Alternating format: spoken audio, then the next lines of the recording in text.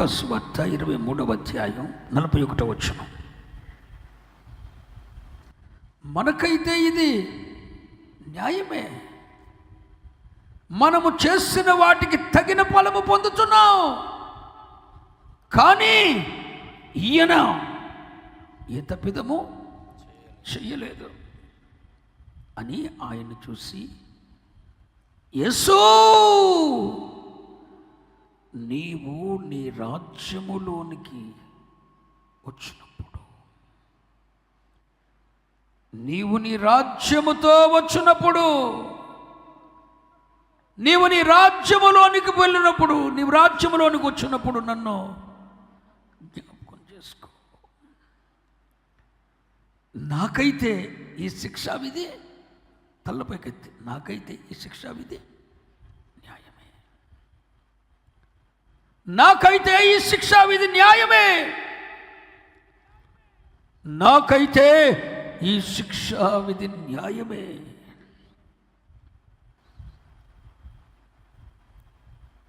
కానీ ఈయన ఏ తప్పిదమో చేయలేదు అంటూ అక్కడ ఆయన ఔన్నత్యాన్ని గ్రహించాడు.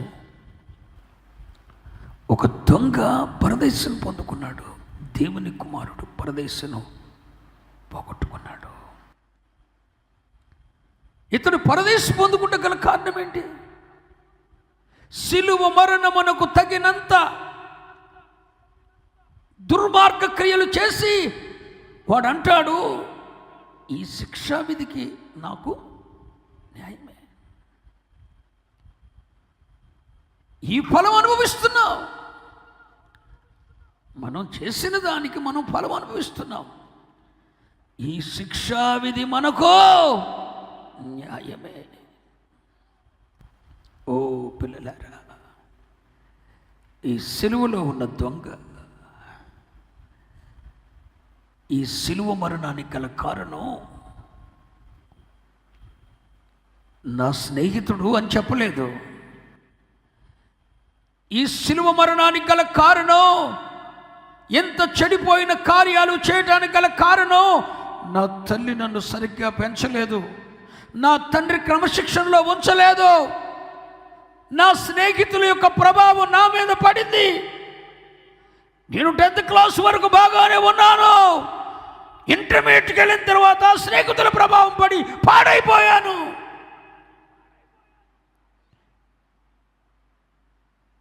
నా భార్య నన్ను రెచ్చగొట్టింది,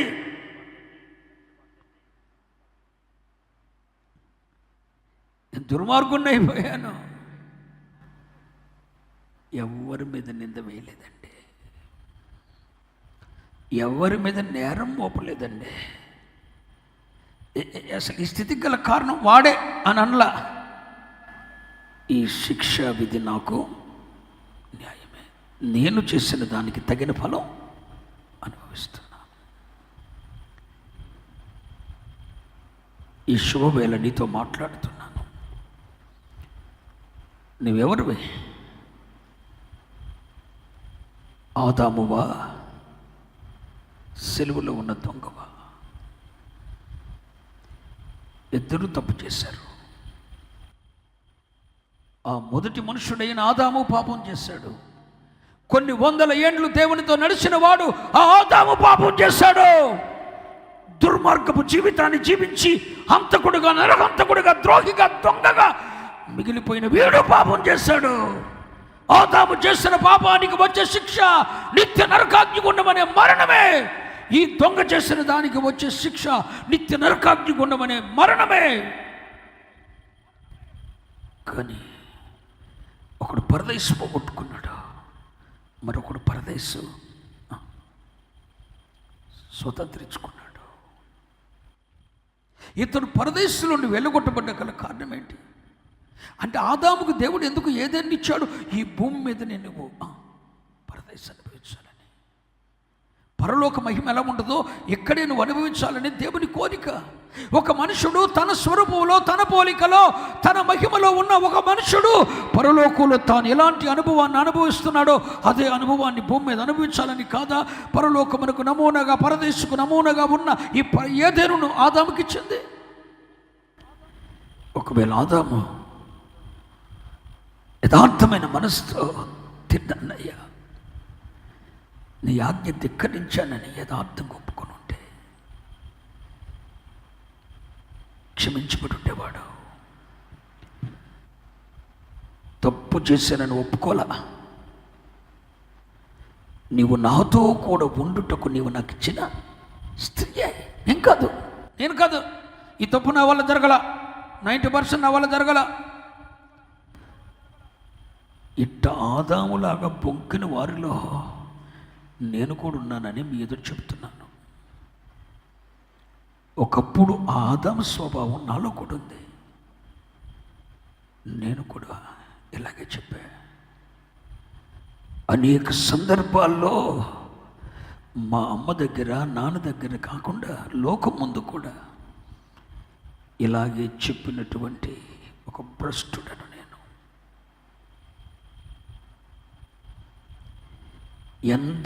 ఎవరి మీద నింద వేసేసాను. దానికి కారణం వారే, నేను కాదు. దానికి కారణం నేను కాదు, పలానా వాళ్ళు. నేను ఈ స్థితికి దిగజార్చగల కారణం పలానా వారు. నేను ఈ స్థితికి రావటానికి గల కారణం, ఈ పతనవస్థ గల కారణం, ఈ దుఃఖానికి గల కారణం నేను కాదు, పలానా వాళ్ళు. నా మీద నేరం లేదు అని ప్రూవ్ చేసుకోవడానికి చిత్త ప్రయత్నాలు చేసిన దుర్మార్గుణ్ణి, ద్రోహిని సంఘం ఎదుట నేను ఒప్పుకుంటున్నాను. అప్పుడే పరలోక ఆనందం దూరమైంది.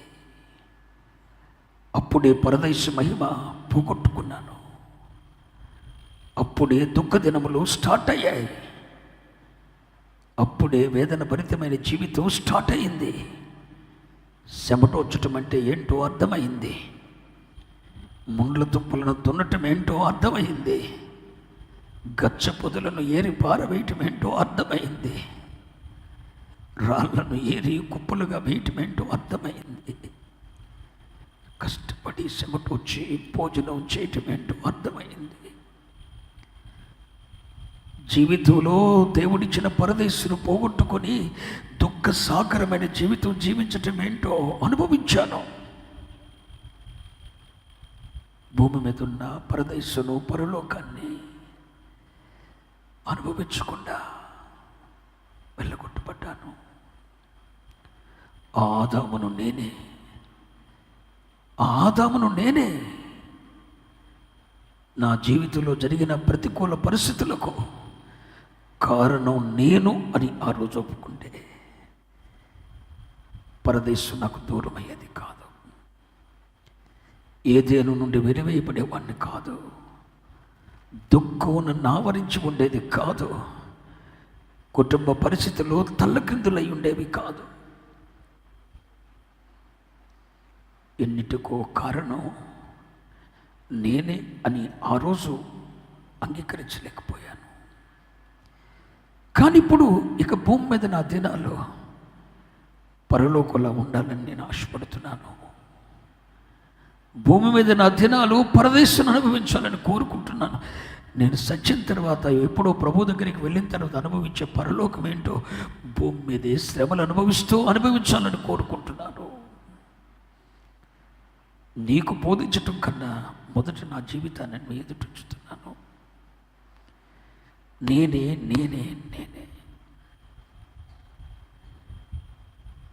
ఈ మాట ఆదామనుంటే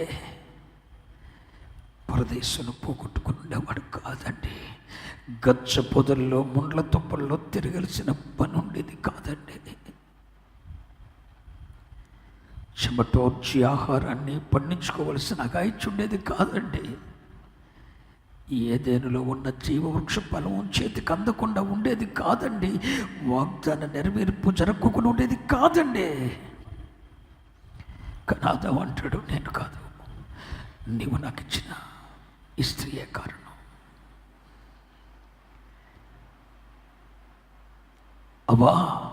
అవమాయండి, నేను కాదు, సర్పం. సిలువలో దొంగ అంటాడు, నేను చేసిన దానికి తగిన శిక్షావిధి అనుభవిస్తూ, ఈ శిక్షావిధిలో ఉండుట నాకు న్యాయమే, ఈ శిక్షావిధిలో ఉండుట నాకు న్యాయమే, ఈ సిలువ శిక్ష ఫలము నాకు న్యాయమే. నేనేం చేశానో ఆ ఫలమే నేను అనుభవిస్తున్నానంటున్నాడు సిలువలో ఉన్న దొంగ. ఎప్పుడైనా యథార్థమైన మనసుతో ఈ దొంగలో వచ్చిన పరివర్తన నీకు వస్తే, నేడే అన్న మాట తెలుగులో నేడే అని రాయబడింది, కానీ మూల భాషలో ఏమని రాయబడింది తెలుసు? రైట్ నౌ అన్నాడు. వినండి, ఇప్పుడే అన్నాడు. అంటే దాని అర్థం ఏంటో తెలుసా? మూల భాష గ్రంథకర్త చక్కగా రాశాడు, నువ్వు సిలువలో ఉండగానే పరలోకాన్ని అనుభవిస్తావు. సిలువలో వేలాడుతూనే పరలోకాన్ని అనుభవించాడట దొంగ. రైట్ నౌ, ఇప్పుడే. నేడే అని తెలుగు బైబిల్ ఉంది, కాదు నేడే కాదు, ఇప్పుడే అన్న పదం అక్కడ పెట్టాలి. అనేక గ్రంథాలు చదువుతూ ధ్యానిస్తూ ప్రభు బయలుపరిచిన విషయాలు చెప్తున్నా. నేడే, ఇప్పుడే, ఇప్పుడే నువ్వు దాన్ని అనుభవిస్తావు అన్నాడు. ఇప్పుడే అనుభవిస్తావు అన్నాడు. సిలువలో వేలాడుతూనే రక్షకుణ్ణి కలుసుకున్నానని పరలోకానందాన్ని అనుభవిస్తూ, సిలువ వేయబడిన దొంగ ఆఖరి క్షణాలలో సిలువలో వేలాడుతూ పరలోకాన్ని, పరదైస్సును భూమి మీదే అనుభవించాడు. నేనంటాను, జీవితం కొద్ది కాలం కదా, అల్పకాలం కదా, జీవితకాలం అంత దుఃఖమే కదా, ఆయాసమే కదా. నీ జీవితం ఎప్పుడు ముగుస్తుందో తెలియదు కదా, ఎప్పుడు పోతావో తెలియదు, ఎక్కడ పోతావో తెలియదు, ఎన్ని సంవత్సరాలు ఉంటావు అన్న గ్యారంటీ లేదు కదా. ఇంకాసేపుడు చచ్చిపోతావు. సిలువలో ఉన్న దొంగ ఇంకాసేపు చచ్చిపోతాడు, కాళ్ళు విరగొట్టి చంపేస్తాడు.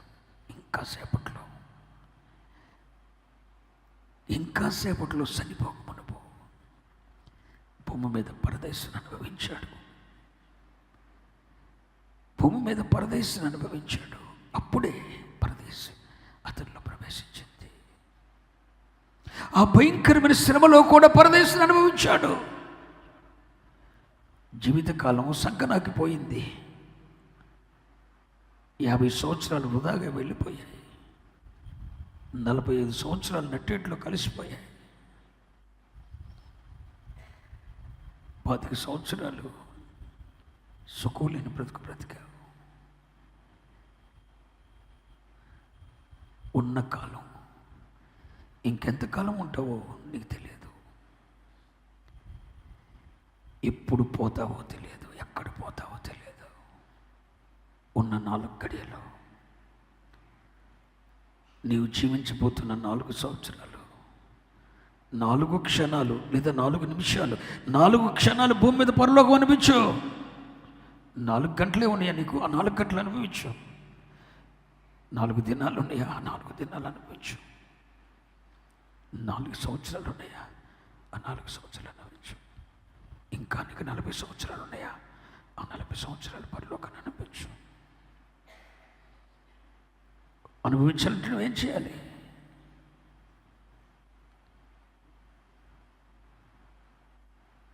నీ తప్పిదాన్ని నువ్వెవరి మీద వేయొద్దు.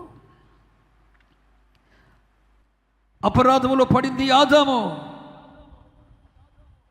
కానీ నింద వేసింది ఆ స్త్రీయే అన్నాడు. అపరాధంలో పడింది అవ్వ, నింద వేసింది సర్పం మీద. మీలో ఎంతమంది ఉన్నారు ఇలా ఇతరుల మీద తోసేసేవారు?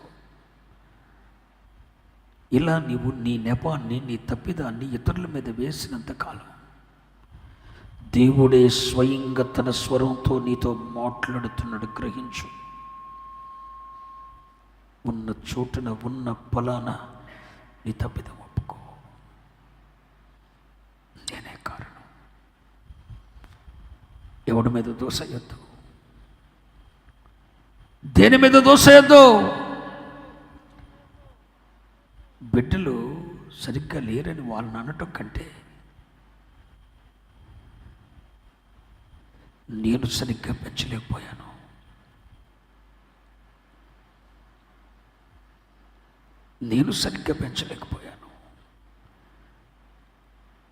ప్రతి తల్లి తండ్రి అనే బాన్ని తన మీద వేసుకోవాలి. నువ్వు ఇంత దుష్టురాలు అని బిడ్డను అనటం కంటే నేను సరిగ్గా పెంచలేని తండ్రిని, నేను సరిగ్గా పెంచలేని తల్లినని ఆ నింద మన మీద వేసుకోవటం మంచిది. ఈ స్థితికి కారణం తల్లో తండ్రి అనటం కంటే నేనే కారణం. యోనా సముద్రం మీద ప్రయాణం చేస్తుంటే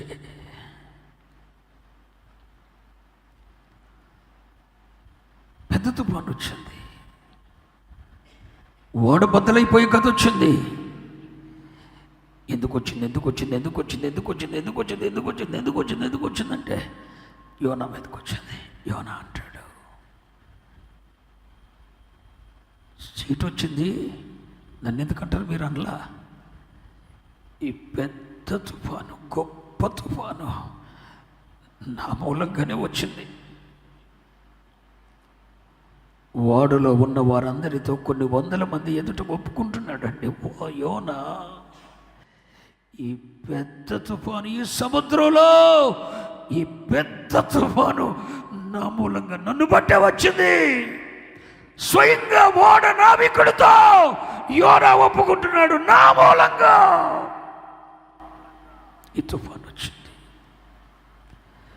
అప్పుడు వాళ్ళు అడిగారట, అసలు నువ్వెవరువి?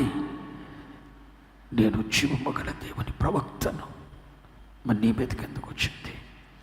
నా దేవుడు నన్ను నినివేకి వెళ్ళమంటే నేను దర్శించుకు పారిపోతున్నాను, అందుకే తుఫాను వచ్చింది. మరి ఇప్పుడు ఏం చేయాలి? ఏం చేయని అవసరం లేదు, నన్ను ఎత్తి సముద్రంలో పడేసేసేయండి. యోనాలో ఉన్న నెగిటివ్ తలంపులే కాదండి చూడాల్సింది, అతనిలో ఉన్న యథార్థమైన స్థితిని కూడా నువ్వు చూడాలి. ఆ యథార్థతను బట్టే కదండి ఒక్కరోజు ప్రసంగం చెప్తే నినివే పట్టణం అంతా రక్షింపబడింది. నేను 100 ప్రసంగాలు చెప్పిన ఎవడు మారడే, 100 దినాలు చెప్పిన పరివర్తన రాదే. కానీ ఒక్క దినం ప్రయాణం చేసి నినివే పట్టణంలో సువార్త చెప్తే పట్టణం అంతా రక్షింపబడింది. తన యథార్థత అండి.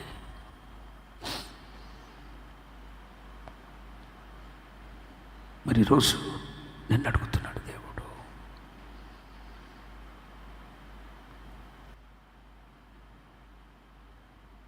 ఎందుకు నీ జీవితంలో పరలోకాన్ని అనుభవించలేకపోతున్నావు? ఎందుకు నీ జీవితంలో పరలోకాన్ని అనుభవించలేకపోతున్నావు? ఎందుకు నీ జీవితంలో పరలోకం అనుభవించలేకపోతున్నావు? ఏదెన్ను దేవుడిచ్చాడు, భూమి మీద మీ దినములు, మీ సంతతి వారి దినములు పరలోకం వలె ఉండాలి అని ఆశీర్వదించాడు. ఈ ఆశీర్వాదానికి మనం ఎందుకు వారసులు కాలేకపోతున్నాం?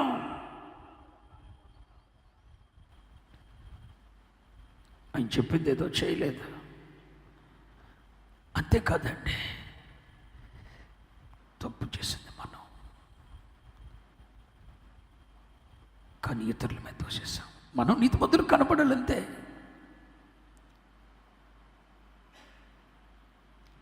ఎవడి మీద దోషేసాం? తల్లిదండ్రుల మీద దోసే పిల్లలు లేరా? చేసుకున్న భర్త మీద దోసేసే మూర్ఖురాలైన భార్యలు లేరా? నన్ను పట్టించుకోపోవటమేనండి దీనికి కారణం. నో, నీవే కారణం.